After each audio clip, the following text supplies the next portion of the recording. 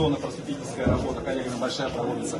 Есть зал для... То есть вот здесь мы поставили несколько профессиональная история, да, софт-скиллы, и вот ребята проходят тестирование, но здесь тоже можно бесплатно прийти, распечатать различные материалы, там, поработать. То есть, и ребята, кстати, знаете, что интересно, они приходят тогда к нам, говорят, а сколько мы должны заплатить? Ну, то есть я к тому, что мы пространство, ребята удивляются, это компетенции, средняя работа с людьми, да, и они приезжают, и в недельном цикле здесь проводят серию обучающих мероприятий. Да, и мы, если честно, когда открывали это помещение, мы